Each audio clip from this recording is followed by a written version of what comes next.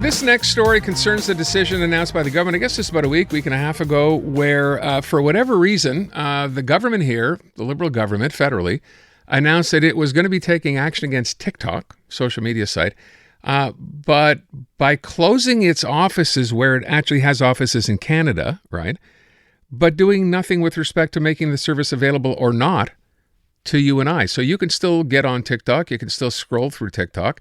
So the question, I guess, is, and most people are kind of scratching their head wondering here, why bother doing that at all? What kind of blow does that deal to TikTok? And if the issue is security, what does this even change? So we're going to try to find out a bit more. Michelle Nguyen is president and chief strategist at a social media agency called Super Duper. They specialize in content strategy and social campaigns. So Michelle, first of all, thank you for being here. Can you, if you had to explain why the government did this and what effect it might have, what would be your answer? Thanks so much for having me. I think that's definitely the question that's on everyone's minds about why would they do that. I think it's definitely a stop measure that's happened kind of in between everything that's going on. There are a lot of conversations about TikTok being one of the only foreign social media platforms that's currently part of the kind of heavyweight roster. When you think about Meta, which is Instagram and Facebook, as well as Snapchat, Pinterest, all of those are very North American based. And TikTok, I think, is the one that has come in as that big disruptor, but it, of course, resonates mostly in China. So I think that part of it is that the Canadian government just wanted to put their foot down to say that we can do this thing, but the thing in question is an odd one, to say the least. So this idea, because it's Chinese owned and the concern is over security and privacy and everything else. And by the way, this is not unique to us, right? There are other jurisdictions around the world, including in the United States, where they are also aware of this and are talking about taking measures. But in the end, it seems to me the only people this hurts now, this sort of decision by closing offices here, are content creators in Canada. How does this change things for them? Yes, I would agree. I think that the Canadian office in general, actually, it's one of the most interactive places for brands and creators to come together. And it's definitely somewhere I've been a couple times. It is quite literally a beautiful office. But besides employing some of the probably smartest people I've ever worked with, and many of my colleagues throughout the years who have actually left those workplaces to work at TikTok Canada, the office also has creator hubs that you could rent out. You could host events with clients, showcases with creators. They also hosted a lot of these bigger events that you'd actually fly in to secure your ticket, like the For You Summit, which happens every year, the Small Business Summit. And it has this much bigger footprint than, in my opinion, Meta, Twitter/X, and Snap have ever really attempted. I think that TikTok genuinely cared about its creators and the brands that supported them, and they would show that through inviting them to the office, having some of the best brains that work at that office as well. So to have it close is quite disappointing. Did you hear anything from the federal government saying, okay, we have proof that there have been security breaches or concerns here, and that's why we're acting? Was any of that in the announcement from what you heard? Within the announcement, it does mention that this is part of a measure as part of the security concerns. As far as I had read, they didn't specify what those concerns were. But I do think that part of that is that they're trying to be a little bit more secretive about it. To be fair, I also don't know if it's truly a security concern, if it is, or if it's something that we just aren't allowed to be privy to. But I think that how it poses that security risk is going to be really important for the country to not be so evasive about because of such a drastic measure that they've taken. So whether it is a true security risk or whether it's just because it's the only foreign social platform compared to a lot of those North American heavyweights, we don't really know. But I do believe that the TikTok Canada office's closing is extremely disappointing. But it's also the start of a bigger conversation about the media landscape in the country and who owns what and what is allowed to succeed. As you say that, I think back part of the U.S., I guess, plan here was to have this company taken over by an American company. There were some names bandied about who might be interested in doing that. I don't know where we stand on that, but could that potentially apply in Canada as well? If there was a Canadian company ready to come forward and say, hey, we're going to take this over, is that okay, do you think? Right. I don't know what the answer is there. And there were conversations earlier in the year when the TikTok ban had begun in America, just about conversations about what happened to Canada if that were to happen. And then suddenly this was the decision for TikTok Canada. So I think that there are conversations about whether TikTok will eventually be owned by North Americans, or in my opinion, I think that something that might happen is that either Instagram, as you know, Reels is part of the Right. Instagram program, but if Instagram Reels tends to like bump up its efforts to be a lot more like a TikTok adjacent platform, or if a TikTok competitor that is bred in North America will start to exist, in the worst case that TikTok shuts down. I'm not too worried overall about if, you know, the next day that TikTok is no longer something that you can access on the app as a consumer.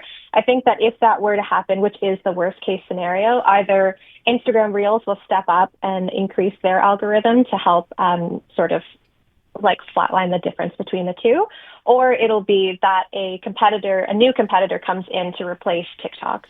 So do we know, I said once the announcement was made, of course, and the head scratching began, a lot of content creators were wondering and now realize that this is going to hurt them. How does the average person then who becomes, well, who can take their content and actually, you know, create income with it, generate income, how does it work? For the actual creators. Yeah, like to what generate changed money? by virtue of this? What changes for someone who wants to post to TikTok?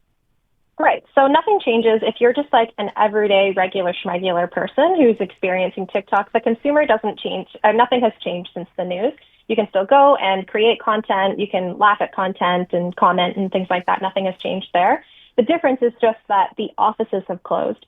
And by the offices closing, I think that just raises a lot of red, like alarm bells for a lot of brands. There are a lot of brands that I've worked with, different advertisers who have invested a lot of ad dollars into the platform. But frankly, in the worst case scenario, again, not to say that this is going to happen, but if it doesn't exist anymore, they've invested all that money into this platform that won't be there, which is totally fair if that's something that they're worried about. But again, worst case scenario.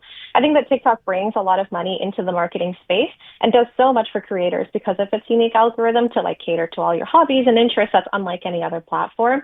So for those creators, truthfully, I think that if TikTok, again, were to shut down worst case scenario, it would just mean that they would go and gravitate towards a place that they are accepted. So if it's Instagram Reels, if it's a competitor, anything like that, if it's Pinterest, then all of those ad dollars that they would have generated, as long as they have a presence on other platforms and they're not just TikTok creators, they're also Instagram creators, they're also YouTube Shorts creators, then I think that they won't see too much of a concern there. I think that right now it's just a very snap measure from a lot of brands who are concerned about what the news entails. But at the moment, the news doesn't entail anything. Can you explain for our listeners who may not be all that familiar with TikTok or how you make money as a content creator, do you have an idea of how much money is generated for Canadian content creators on TikTok? Ballpark?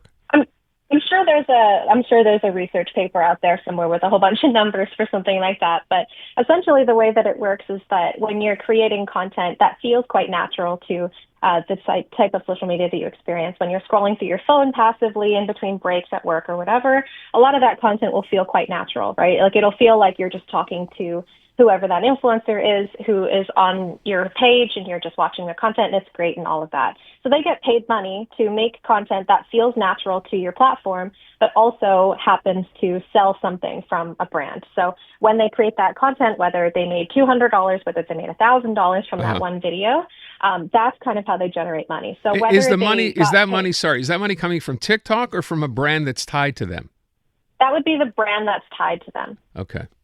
So, yeah. I mean, if you just posted your own, whatever, just for no reason, you just wanted to post something on TikTok, if you had, I don't know, 1 million views of it, but you're not tied into anything, are you still making money? No. So if I, Michelle, just decided to go to a coffee shop and I took a video and put it on TikTok and I said, this is the best coffee I've ever had, I'm not getting paid to say that. Something that could happen is that brand could reach out to me to say, can I buy that video from you? Because then once they purchase that video from me, and I have no idea how much that video costs, I could say, here's $100 ideally, because I've already filmed it. You don't want to do anything to it. But what they are going to do with that is that if they wanted to put ad dollars behind it so that it becomes like a paid boosted piece of content, so that it can go to new audiences, it can drive to their website so that you can go and find out like where their locations are, stuff like that. So the actual video itself is made by the creator, but the person who paid them is either the brand, either before they filmed the video or after they filmed the video because they want that video. Okay. Welcome to the brave new world. Michelle, thank you so much. I appreciate it. Yes, of course. Take Thanks so good much for care. having You me. bet. Michelle Nguyen, her company is called Super Duper. Great name. And they, of course, work with people posting on social media. So there you go. That's the deal on TikTok. And there are people, we know this for a fact, right, that actually make money. Maybe they're not making gazillion dollars, but making enough money to keep doing this and are able to sort of get by on that. So, and again, it doesn't change anything for those people. I guess they just can't go to TikTok's offices and do it there. They'd have to find some other way to get together with people to do that stuff.